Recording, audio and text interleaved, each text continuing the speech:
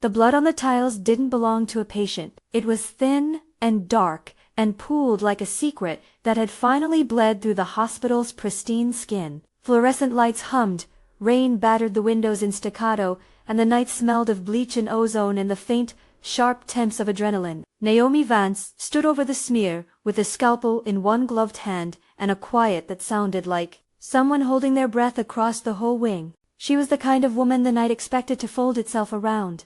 Steady, small, the color of coffee and midnight and bone black. Yes, but more than the label. She was precise. She was invisible until she chose not to be. They called her a night nurse in the way people called a road a way home. Accurate and inadequate. Doctors hurried past without meeting her eyes.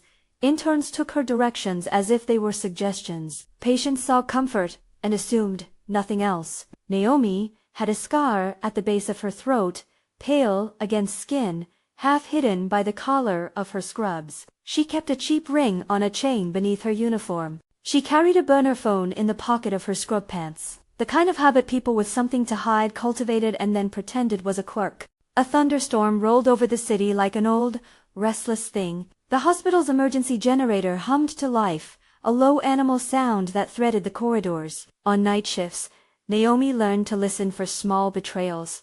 A monitor that missed a beat, a tray that clinked wrong, the silence just before a door opened. That silence was what she heard, then felt. A soft, tactical shudder through the metal of the corridor doors, a pressure in the air that wasn't the storm. People in this place were trained to disregard the unusual. The mind makes room for routine. That made them vulnerable. The door shattered like a promise. Men in dark jackets poured through, rifles and aggression, voices modulated into commands. They moved with rehearsed brutality, corralling nurses, doctors, and patients into neat, terrified clusters. Jocks Hollis led them, long-shouldered and lean as a threat, his jaw a line of stone. He had the kind of eyes that catalogued people into openings and obstacles. He walked as if the world had cleared itself into a shape just for his feet. At first it was a robbery. Clear, ugly, efficient. Down, he said, voice even, almost bored. His crew swore and shoved. Dr. Eris, 2 nights off, and already drunk on his own importance, tried to hold his ground until the rifle's shadow swam across him. He went very still. A man who had believed himself beyond being told to kneel by someone with no badge. Naomi let the others see the thing they wanted. She wore trembling on her face, like a mask. Her hands shook, tiny and theatrical, and she swallowed so hard the noise echoed. She moved slowly so the men would mistake her for a woman with no tools, no cunning, nothing but fear. Behind the tremor, something practiced unquilled muscles and memory, the cold calculation that had once kept her alive in places where gentleness wasn't a currency. If you love cinematic true crime and thrillers, subscribe. More stories like this every week. She would later have called the line ironic, but it left her lips now, an incongruous whisper behind the sound of the storm. It hung in the air, a small, modern demand amid the chaos. And for a moment, a guard glanced toward the nurse's station, more annoyed than alarmed. Jocks moved through the wing like an interrogation. He swaggered, pulling names and threats like knives from his pocket. Find the vault. He balked at a young tech. Cache records? Anyone hiding something? His crew rifled through drawers, appended medicine carts, forced open cabinets. They weren't subtle. They were noisy and angry. The kind of theft that announced itself so loud it felt like a smear. Naomi's breath was a metronome. She took in layout with the speed of someone who had mapped places in half-lights before. Supply closets, the blind corner by the treatment bay, which patients were ambulatory and who would freeze, where a stretcher could slide. Jocks's men assumed the hospital belonged to the people who had keys. They didn't think to wonder if anyone there had other keys, figurative or otherwise. He came to her like a tide. You? He said, pointing the rifle. You nurse? He liked to reduce people to one word, like nicking a stone to see what's inside. Naomi kept her eyes down. His shadow fell across her face. He stepped closer, smelling the plastic of the scrub fabric, the hospital's disinfectant, and something else, maybe perfume. Maybe a scent that didn't belong in a hospital. You okay? One of the crew sniffed. She looks soft. That word had the taste of contempt. Soft. It made Naomi's chest settle into a different rhythm. Soft was a lie. Soft was a foil. She edged toward him. Her fingers brushed the scalpel at her hip. Not enough to be noticed, but close enough to a mind that catalogued hands. Jocks' shadow knew how to measure a hand in a second. He thought he knew her, to the kind of woman who brought tea to surgeons and left shifts unnoticed. He held a compact, dangerous curiosity in his jaw. Where are the records? He demanded. Katos. Please, she whispered. Don't hurt them. There are kids. Her voice broke. The 7-year-old boy, Leo, sat huddled beneath a stained blanket in a corner chair with a stuffed dinosaur clutched to his chest. His sleeping mask was stained with the sugar of childhood. Mr. Henderson, the old man with COPD, wheezed shallowly in a bed. Oxygen hissed over his head like a punishment. Jux scoffed. Kids don't pay. Naomi shifted. Her face, the trembling, the plea actors, all a single movement to the side, a tilt of wrist, and a slender instrument slipped across a light cord. The lights flickered. A curse. Jocks' crew looked up, lips pulled into lines of irritation. In that blink, Naomi closed the distance and struck. It wasn't a cinematic knockdown. It was a series of tiny, precise betrayals. A cuff that pinched the wrist. A foot that caught an ankle just so. A blade of scalpel streaking in a little silver line through the air and knocking a man's hand away from a trigger. She was not loud. She did not need to be. She moved like someone who had been practicing apology and violence in equal measure, for years, gentle with patient, merciless where it mattered. One of the men went down, more surprise than pain folding him up. The gun smoked oil in his hand. Someone else lunged for her, surprise and anger contorting his face. Naomi slid under his arm and came up behind him. Palms on backbone, force in places that were never supposed to be used like that in a hospital corridor. She twisted, and he slumped, winded but alive. She used his weight to roll him into a pile with the others. Bodies hit tile in a soft percussion. Jock saw the motion and smiled at first, as predators do when prey attempts a last, unexpected struggle. Then the smile tightened. She moved like someone who had been in worse places and come out on the other side because she could move quicker and think cleaner than most. He watched her with an interest that soured into recognition. Her hands, the way she moved, the scar at her throat catching the light, those were not just features. They were flags. You know how to fight? He said, low. You're too clean for this wing? Naomi kept moving, keeping people between her and the rifles. It'll be okay, she said to a sobbing intern named Maya, and for once she meant it like an order, not a prayer. The mood ruptured. Jocks lunged for the duffel, slung under the desk at the nurse's station, where someone had hidden something important. Cash, maybe. Documents, maybe. But when his hands punched into the canvas, he found wires and a small device tucked against a coil of tubing. It was ugly and improvised and dangerous. Naomi's breath stopped cold in her chest. She had seen frightening things before. This was a new kind of one. He held it up, and the room tasted like metal. What the jocks said. He did not need to know the technical language. He held an object, and the object promised fire and ruin. He did not need to know how to build it. He only needed to know what it would do. Naomi's training recalibrated. Not medicine, not first aid, not. She barked orders into the air the way doctors do in code. Short, imperative, leaves no space for debate. Move the children away from oxygen lines. Pull the curtains on the east beds. No one near the supply closet now. Her voice snapped into a chord that made even Dr. Eris look up like a struck bell. He saw authority in a woman he had considered a subordinate and did what she said with the same reluctant, amazed obedience people show the first time someone proves them wrong. Jocks brought the device closer to his face. This is a big job, he said, half to himself. Who put this here? Naomi did not answer. She looked where the wires ran. not at the thing, but at its relationship to the places it connected. Oxygen manifold. Supply line. The pressurized cages that breathed life into fragile lungs. She saw the map like a surgeon, seeing a vein. She also saw time interval between now and the moment steel and oxygen and a spark colluded. There are things people in hospitals learn that can't be taught in school books. How quickly oxygen feeds a flame. How a sealed corridor becomes a bellows. Naomi felt a cold calculus set in her gut. The elevators were dead, presumably disabled to keep the men from moving. Stairwells choked with smoke in her head, a memory of a burn unit long ago. She could not, would not, think in technical detail. She thought in movement and lives. Who could move? Who needed help?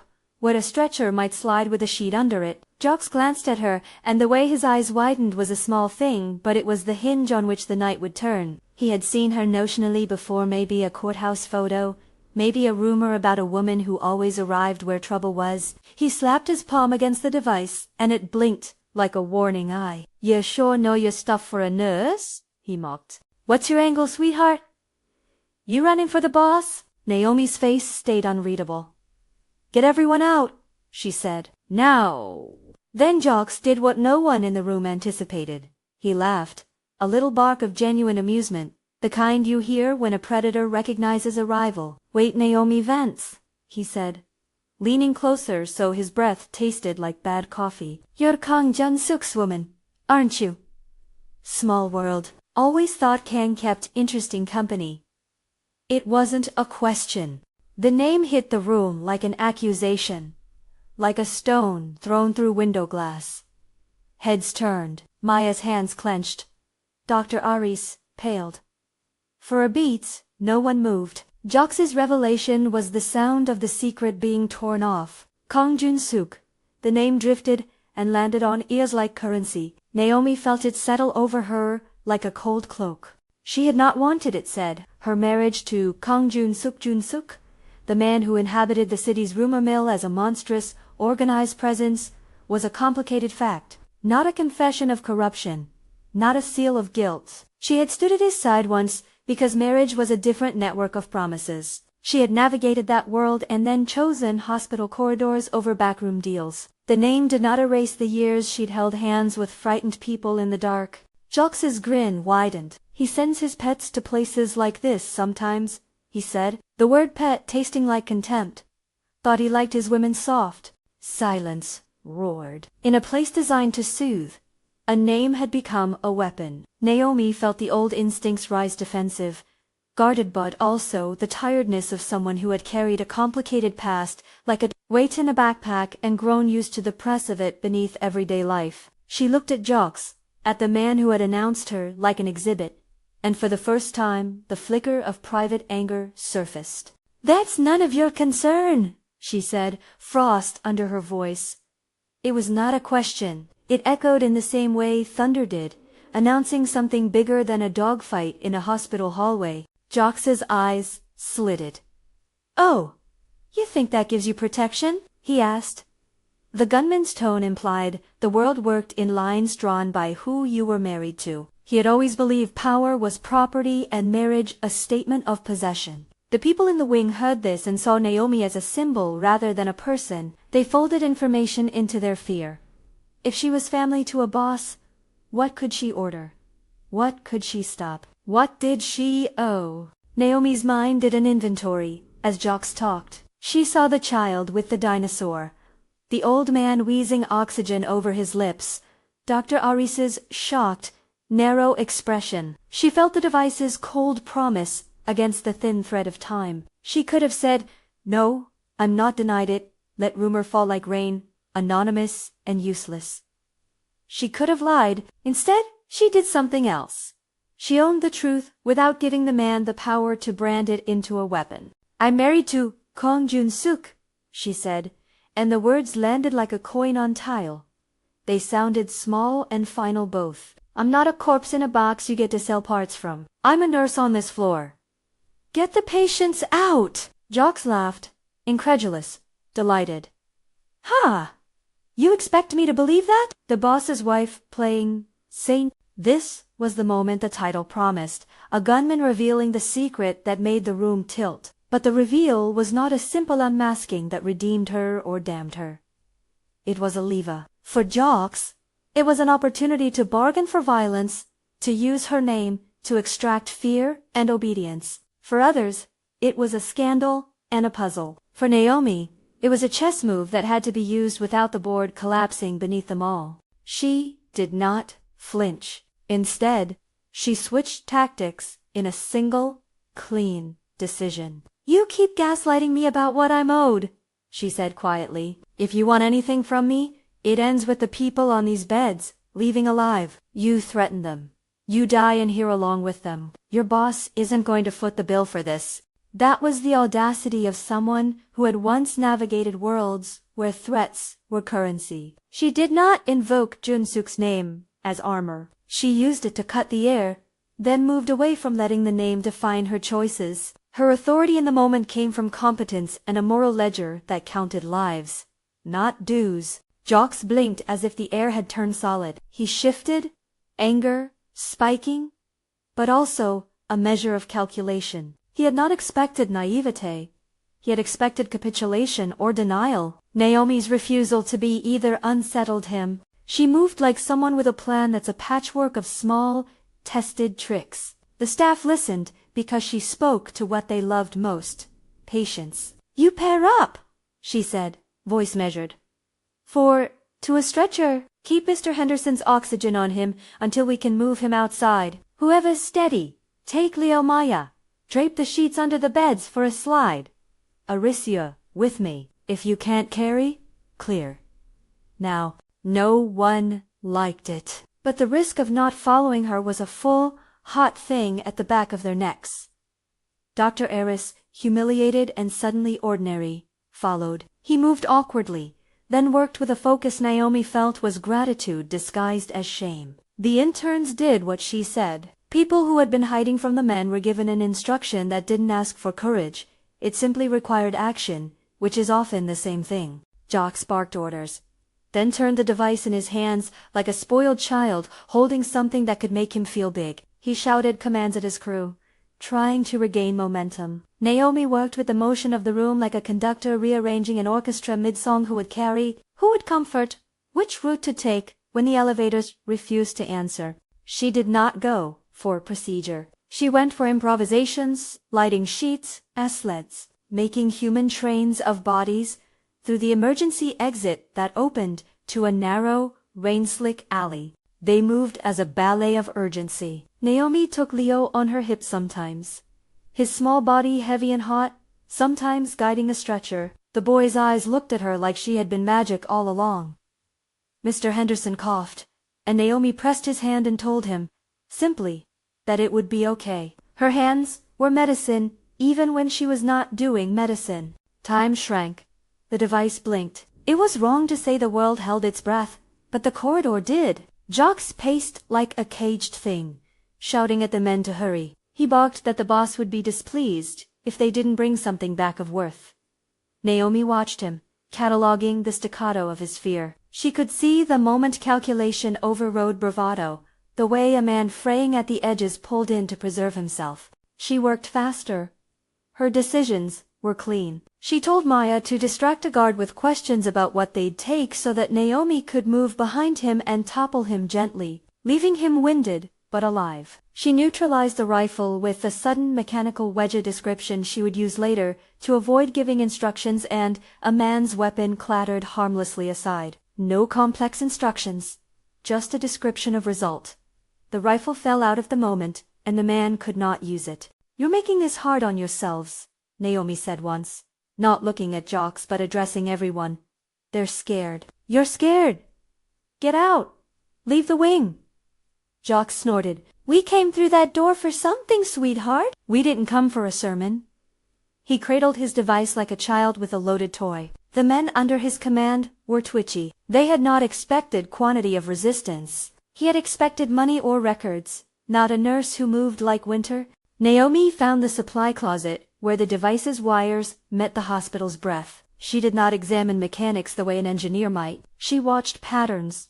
Where a line was vulnerable, where it fed into pressurized tanks. She thought stratagems, not. Her hands moved like memory snatching, bounding, securing. She used improvised clamps and folding levers, not to show how, but to make shapes the men could not easily undo. The device's ability to hurt was blunted not by tools, but by presence. Rapid human bodies pressed between danger and consequence.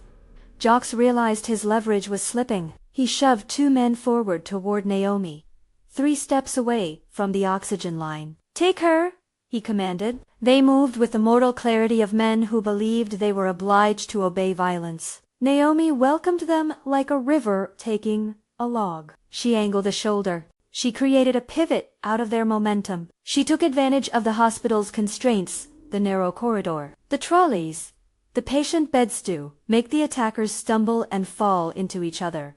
The combat was intimate and ugly. It wasn't cinematic because of gore. It was cinematic because of the human math of bodies and breath. Naomi used the environment, pushing a cart to block a doorway, knocking a tray so a man slipped, using a tangle of tubing to momentarily entangle a boot. She did not show anyone how to do it. She moved, and others followed, a rhythm stitched of necessity. Jocks moved like a man being compelled by the unfamiliar. "Stop making a show of it!" he yelled, his voice cracked. "You're not the boss of me."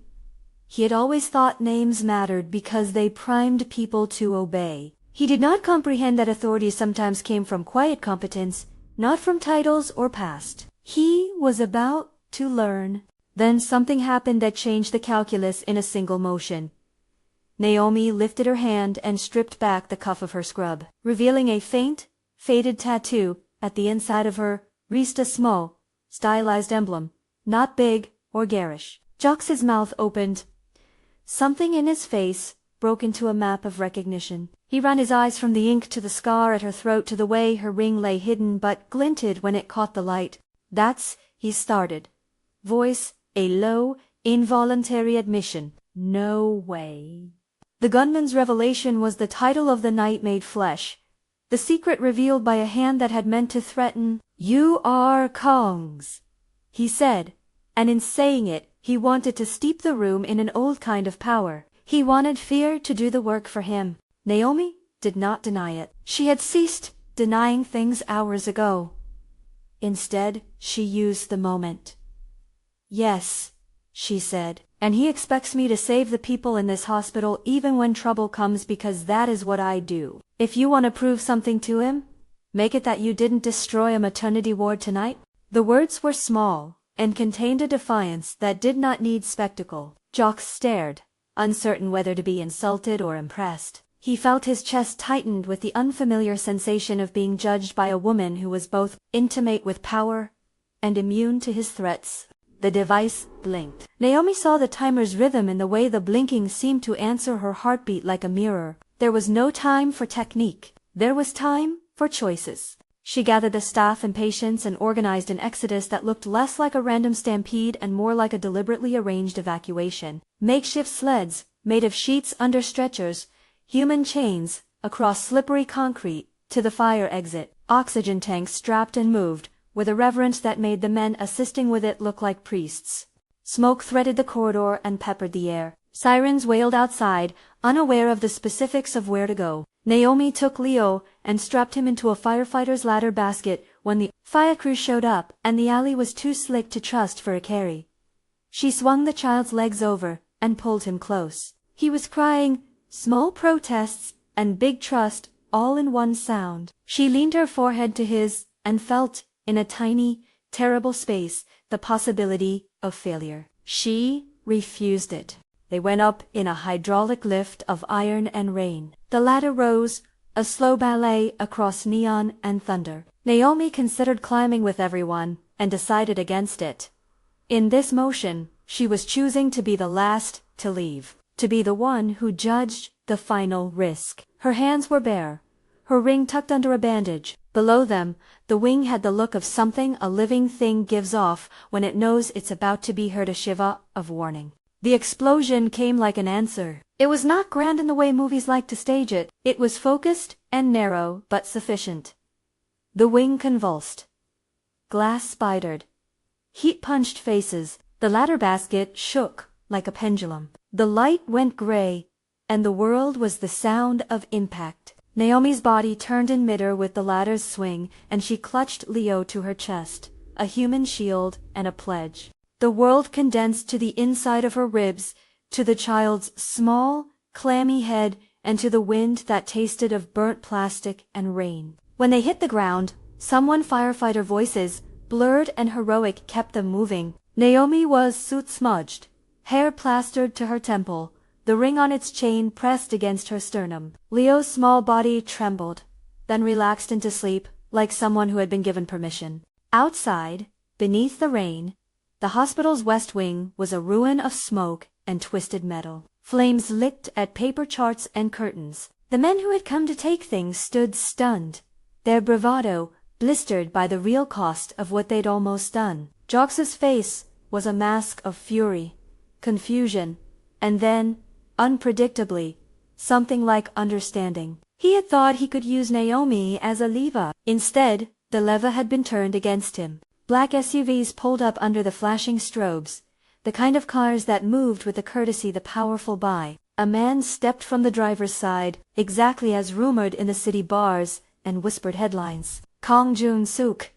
He moved like a man used to presence, no louder than he needed to be, but he carried the kind of quiet attention a leader uses to make people feel observed. He wore no ostentation, just a tailored coat and an expression that measured things and found them wanting or not. His eyes found Naomi first, not because of name, but because she had the gravitas of someone in command. He watched the way she had held the ladder, cradled the child, and then looked at her wound-smudged face as if cataloging debts. Their relationship, when it existed in the public imagination, was a rumor with sharp edges. To Naomi, Jun-suk had been a life that included old loyalties and complicated promises, not a claim on her moral choices. The city thought marriage to a boss was a straight line from complicity to endorsement.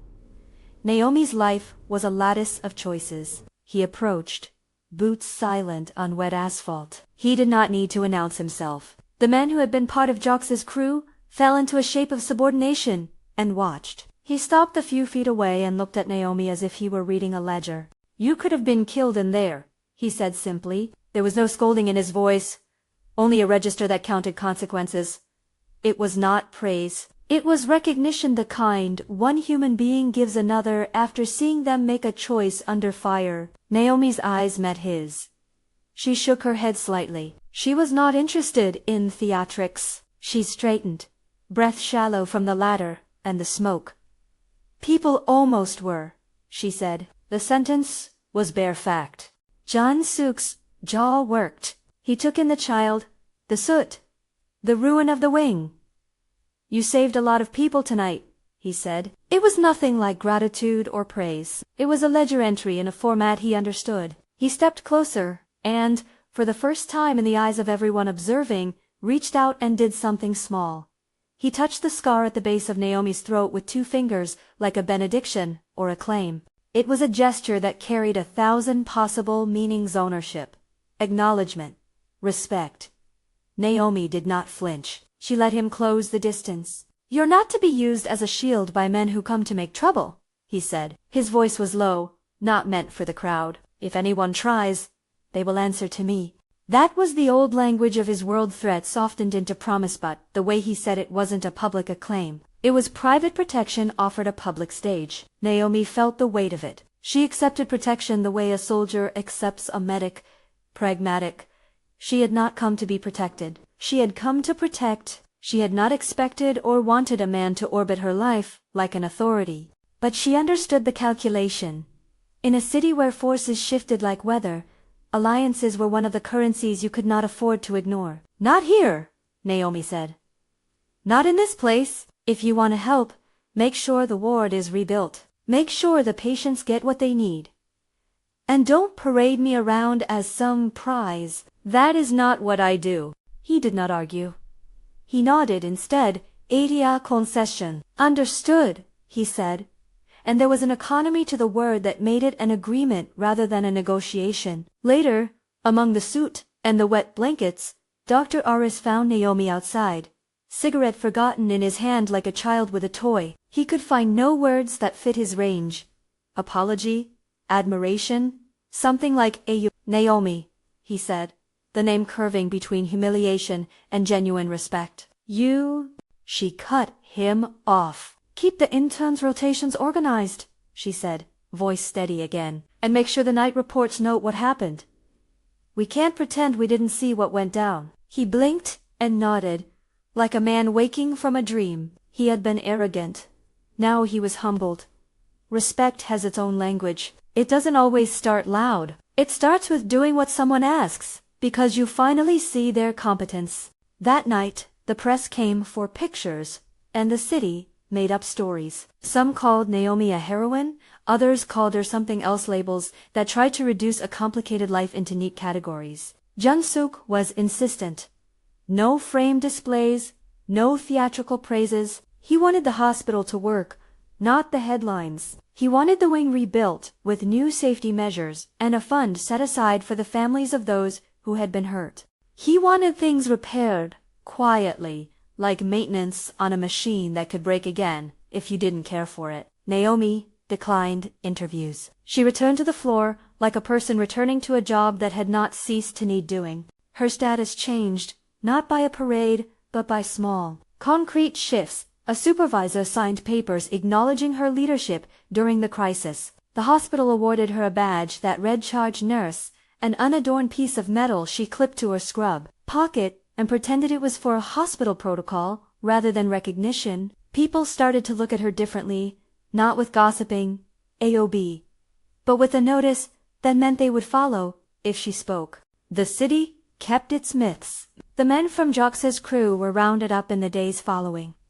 The legal world did its thing. Kang Jun-suk's world, the one of ledgers and debts and power, continued to exist along the same dark seam as everywhere else. Naomi's marriage to Jun-suk did not erase her moral choices, nor did it absolve him, but it shifted how people saw her. They knew now she had ties to a powerful man, but they could not reduce her to merely his. She was a nurse, a wife, a person who had once been other things and had now chosen decisively to hold the hospital's hand in the dark. There were nights, afterward, when Naomi stood by a window and looked out at the city as rain washed its face. She thought about the scar at her throat, how it had once been a map of choices, a reminder of nights when different instincts had to be sharper. She thought about the burner phone, months of late shifts, the small rituals that kept her steady, new bandages folded just so, a particular mug cracked at the rim. She thought about Jun-suk's touch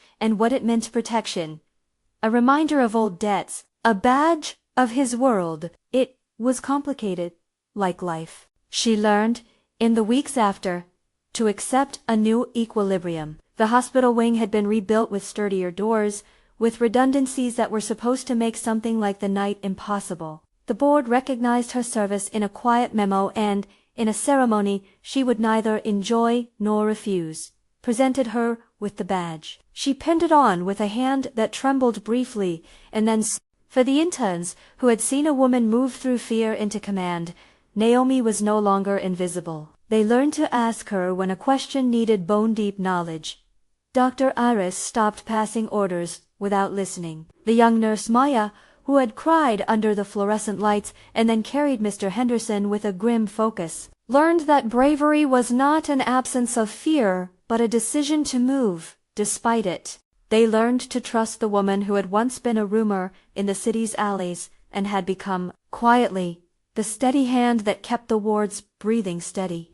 News articles tried to pin narratives on Naomi. Mistress, hero, enigma.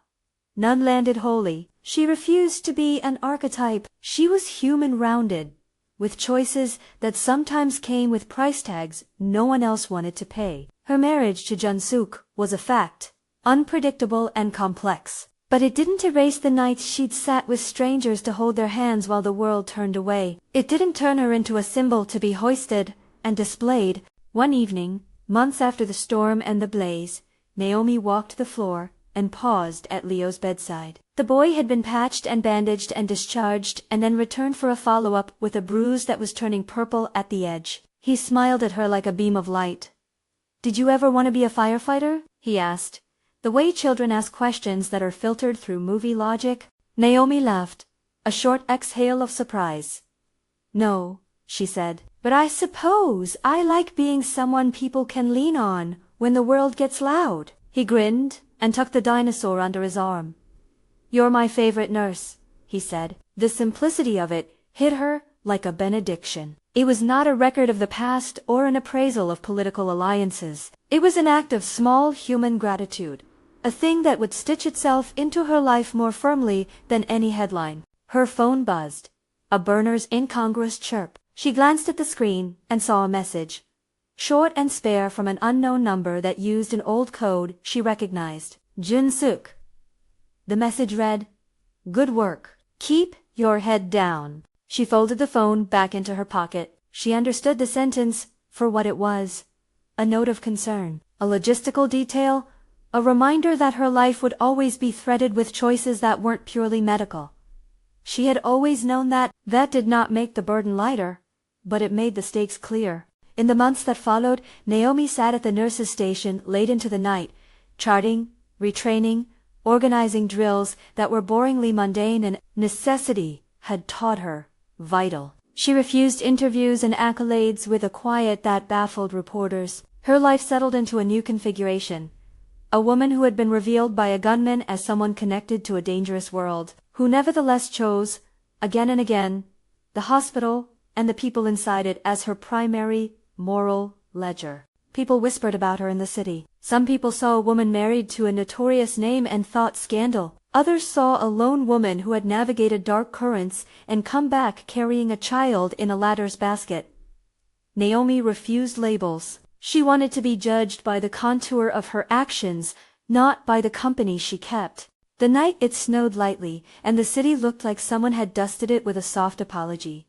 Naomi walked the ward and checked on a sleeping patient. She brushed a folded blanket over a shoulder and left without fanfare. Outside, in the distance, a black SUV idled and Jun-suk's silhouette was a shadow beneath the streetlight. He watched for a moment and then moved on, allowed to inhabit a space that was his, in part because she let him coexist there without giving him carte blanche. She kept the badge pinned to her scrubs. It was not a decoration.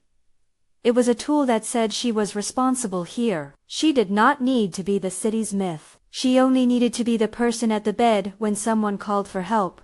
In the end, Naomi's secret marriage to a man the city named in whispers was revealed by a gunman, and it changed how others saw her. But the sharp revelation did not erase the complexity of who she was. It gave her new burdens and new clarity. She assumed the role of charge nurse with the same pragmatic cadence she'd used in every crisis.